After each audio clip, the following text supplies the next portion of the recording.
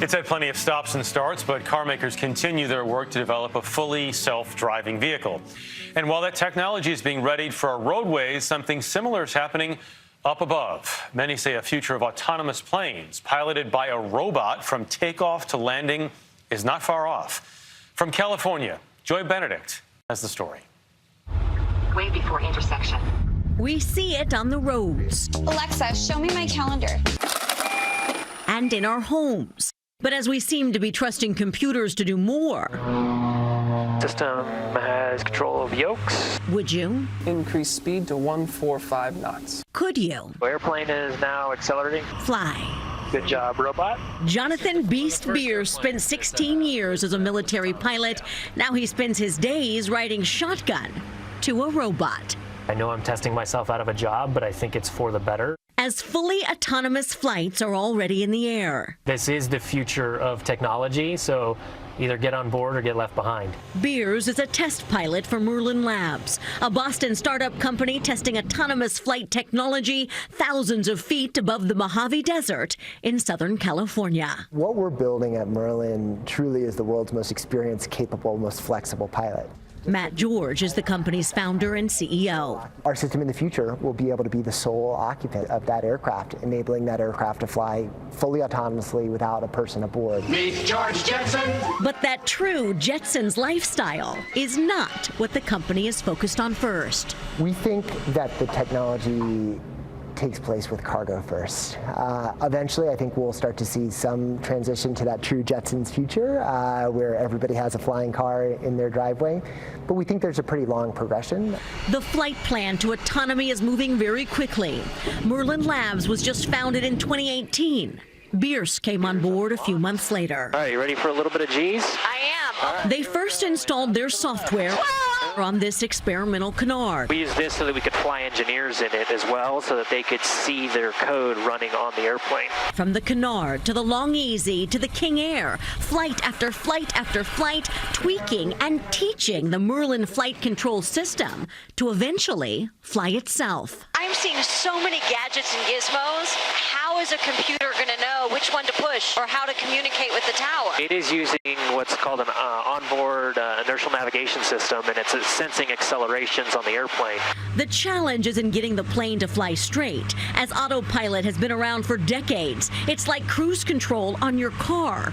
Full autonomy requires the computer to make decisions like how to avoid other things in the sky. Once that airplane gets towards a certain bubble around mine, it'll deviate and say, I need to avoid that plane. It's got basically three options. I can climb, I can descend, or I can turn. Right now, they have planes flying from takeoff to touchdown on their own. Look, Ma, no hands.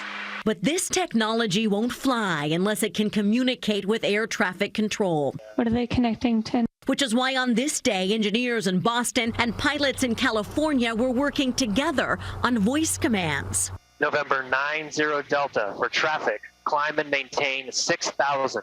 And although the computer listened to Beers, it did not take my commands. November 90 Delta, increase speed 145 knots. So they diverted to Plan B, a text message, yet another safety option in the event of failure. So we always have a backup in case the system doesn't work.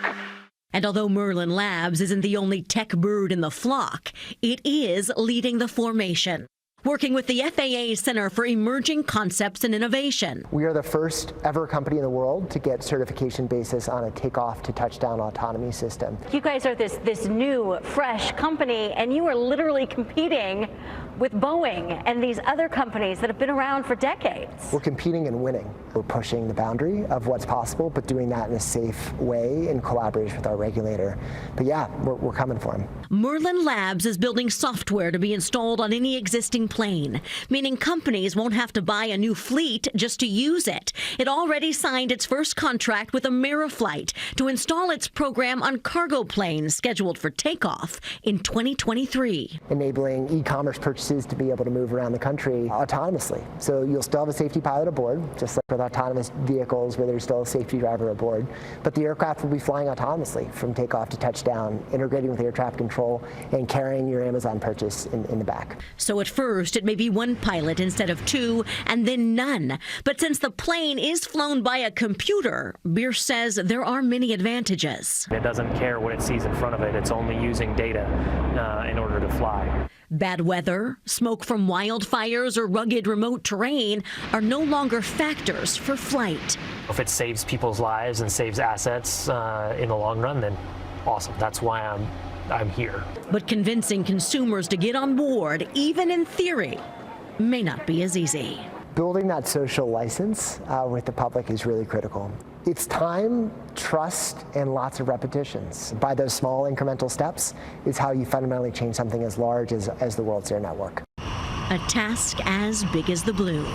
But with new technology giving us wings, we may all be a little closer to touching the sky. I had so many questions to ask, but now I'm just mesmerized. Yeah, the joy of flight.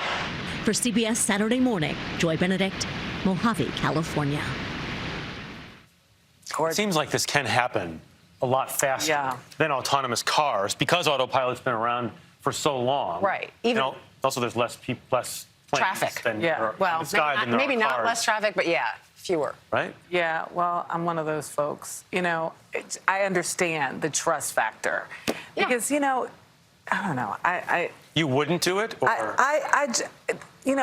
The idea that we're going to have everything that is robotic or that we take ourselves out of the equation, the human factor, I just have a basic problem with that. How do you know you're not speaking to two robots right now?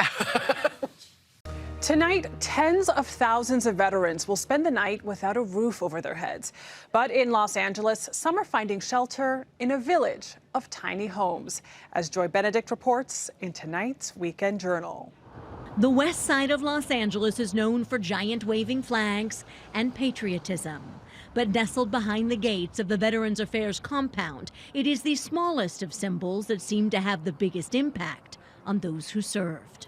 Mine is down here. Michael Shea is homeless, or at least he was. That's a parachute rigger, and then those are my airborne wings. He was proud to show off his first home in almost a year, a tiny structure built on the lawn of the Los Angeles VA. It's not a car door. It's not, it's a door. And there are rows of doors. This is CTRS, Care Treatment Rehabilitation Services, the only tiny home village in the nation run by the VA and reserved for homeless veterans. Thought that this would be the best avenue to getting back to that, forever home. And he's not alone. There are an estimated 40,000 homeless veterans nationwide. So when the pandemic shut down group shelters and tents displaying the stars and stripes started showing up outside the gates, this program was born. A tent city, then tiny shelters, all of which are donated. We had a lot of homeless veterans, but we needed a place to put them. Shannon Santini runs the program. In the last 4 months, she has seen donations come in from local schools, local businesses, even former Governor Arnold Schwarzenegger. It's really heartwarming to be able to offer a pallet shelter to someone versus a tent. So it's really wonderful. But it's also very sad when you think about how much need there is here in this community.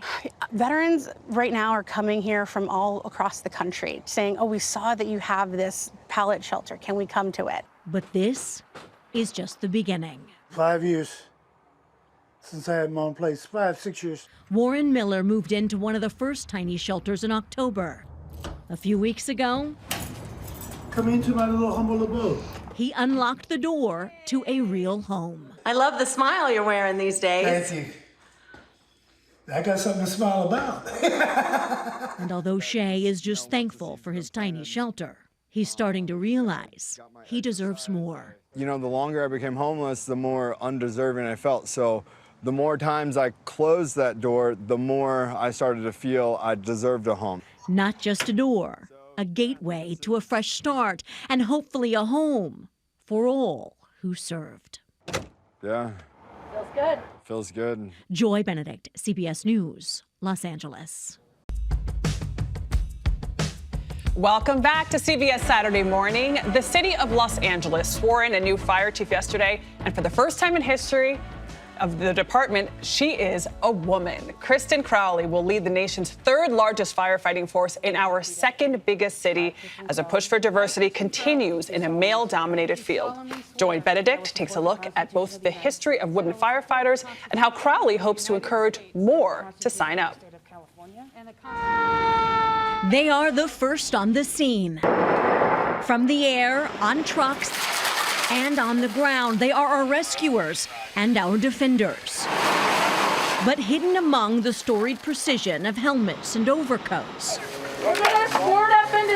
our nation's firefighters are taking on a more feminine flair. Coming from Ohio, that's where I was originally raised, I've never seen a female firefighter. But now Crystal Renault is one. Firefighter actually approached me in the gym and said, you know, you work really hard. I see how strong you are, and city's actually open for applications. I think you should apply. She and Haley Denny are part of the newest class of probationary firefighters in the city of Los Angeles, the only 2 women to graduate in their class. You've probably only done, what, like 12 shifts? Not even. And although they are new, they've known from the beginning they are different. What are the challenges of being a woman? Size. I would say that was probably my biggest hurdle. I think learning just technique of every different movement was a really big thing to try to overcome. This equipment isn't built for someone that's, 5'4" and 100 and maybe 30 pounds soaking wet some days. And as they toured the city's firefighting museum, they realized how rare they are. Of the city's 3,700 sworn firefighters, only about 100 are women. Nationwide, female firefighters still only make up around 8% of career hires, making the pressure to succeed even stronger. I want to be able to perform to the point where someone knows if we're going into the fire, Crystal has my back. The first known female firefighter dates back to 1818. An enslaved woman in New York City named Molly Williams. In Los Angeles, there was the Society of Matrons, a volunteer brigade of lady defenders back in 1910. But despite being founded in 1886, LA didn't pay a woman to put out fires until 1984. Now, 38 years later, it is my pleasure to be the first and congratulate you. Los Angeles has its very first fire chief, who happens to be female. The 19th fire chief of Los Angeles City Fire Department. It's pretty incredible. And I don't take that lightly. Chief Kristen Crowley joined the department 23 years ago after finishing an internship as a paramedic. As soon as I went into the fire station, I thought, this is what I'm supposed to do. Once on the job, things weren't always easy. Many times I was the only woman in our whole battalion. Do you think that the way women are treated in fire service has changed in the last 2 decades? I think it has changed. Is there room for growth? Absolutely. In the LAFD, there have been allegations of sexism and harassment, something Crowley says must change. It's a really perfect position to start and to prioritize that work environment, especially from the diversity, equity, and inclusion side. And even Chief Crowley admits things were far from perfect in her career. The eyes are on you, but they're on you just a little bit longer. Just say, can you do the job? It's like, yes, I can do the job, and I'll show you. She says she was frequently being tested and even had to deal with other firefighters taking her position in the field, forcing her to prove herself again and again. Somebody would run to the base and just to make sure that I could throw the ladder. It was a test. So I'd throw the ladder, and then I'd have a little talk and say, you know what? That's my spot. So don't do it again. Crowley says the key to fixing that is having more diversity on the department, which is why they offer girls' camps and outreach. It's going to make us a stronger team so we can ultimately serve the community in a better capacity. Because in an emergency, every firefighter may have different strengths, but they all do the same job. At the academy, there's no breaks for being a woman, right? Correct. No. It's all the same. And even though Renault and Denny have the same grit and determination as their male counterparts, they say seeing a change at the top is exciting. There's so many women out there that might not even know that's a possibility. It's not just about being a woman. It's about anyone being capable. Putting out flames, busting through barriers, and igniting a passion for all brave enough to answer the call. For CBS Saturday Morning, Joy Benedict. Los Angeles. Love that she's been doing it for 23 years. I know. She says as soon as she walked in to that first firehouse, she knew what she wanted to do. She got that feeling. And this is huge for diversity. She's not only the first woman, also the first LGBTQ person to take this position. And how great is it that the first firefighter that was a woman was in 1818, Molly Williams, an enslaved woman who volunteered. So many firsts. Yeah. Story's got it all. Our community. Yes. Great story. Yes, gotta love it. Welcome back to CBS Saturday Morning. We begin this half hour with a roundup out west. The federal government is corralling some of the 82,000 wild horses living on public lands in 10 western states. While it might conjure up thoughts of the Old West, it is the modern technology the government is using that is controversial. Joy Benedict has the story. It is a calm that's blanketed this hillside since the West was won. But just after dawn on this summer day in the high desert of Northern California, it was the hum of machine that sliced through the silence. On the range, this is the sound of controversy for man and Mustang. Some horses here in Twin Peaks were raised on the range for the U.S. Cavalry. Jeff Fontana has been working these lands for more than 30 years with the Federal Bureau of Land Management. It's charged with caring for America's wild horses. They're living symbols of the historic and pioneer spirit of the West. But with an estimated 82,000 of them running free in 10 states, this year alone, the Bureau, known as BLM, is tasked with slimming the herds by 20,000 horses and burros. We've been using helicopters for most of the program. And really, helicopters are a safe and efficient way to move large numbers of animals across a landscape.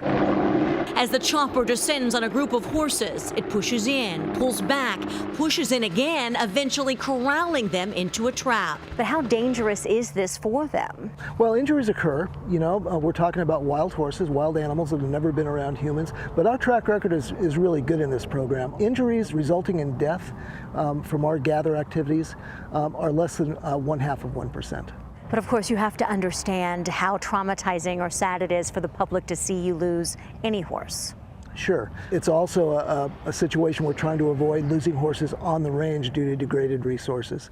And while it's hard to imagine the overpopulation of anything out here, that's what the BLM says is happening. We try and keep the herd at the right size, or else we're going to have animals that don't have food to eat or water to drink.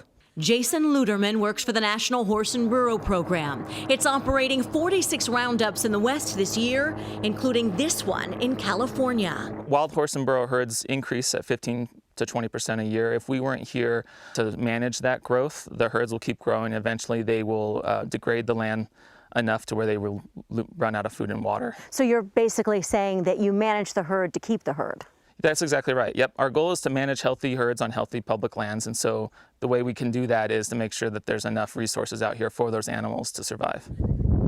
The BLM manages 26.9 million acres of land, established in the 1940s to oversee and preserve federal lands and lease them for lucrative livestock grazing. But when wild Mustangs started being hunted, Congress passed the Wild Free-Roaming Horses and Burro Act in 1971 to protect them and the land they live on. The charge of the government, the BLM, is to humanely manage, and there's nothing humane about what's going on. Congresswoman Dina Titus, a Democrat from Nevada, has initiated a formal review of what the BLM is doing. It wasn't until some of the activist groups started tracking those roundups and taking video of them that I realized just how horrendous they are. They use helicopters, they run horses down. She also introduced a bill to ground the choppers, which last year were used in roundups where 25 horses died. She says there may be a more humane method.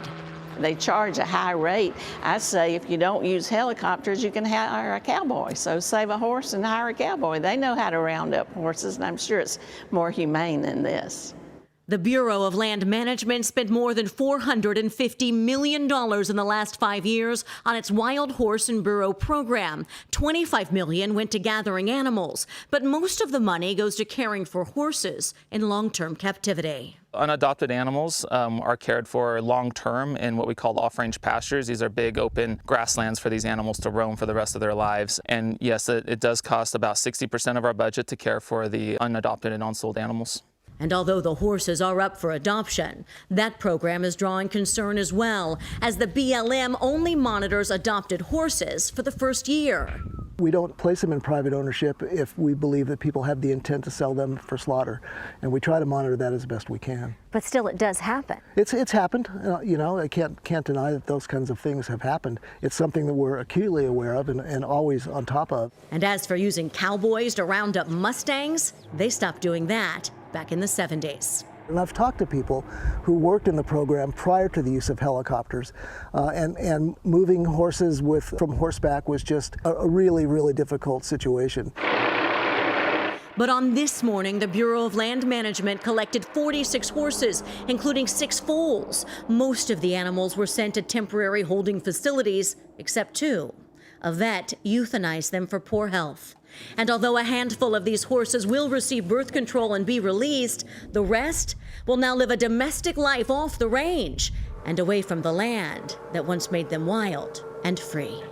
For CBS Saturday Morning, Joy Benedict on the Twin Peaks Range in Lassen County, California. Such beautiful animals. They really are. Yeah, majestic. It's been an issue for a long time, and nobody's been able to figure out the one solution that works for everything. There's no easy answer, but when you do hear about managing the herd to keep the herd, it goes a long way in talking about the challenges that they're facing. Yeah. All righty.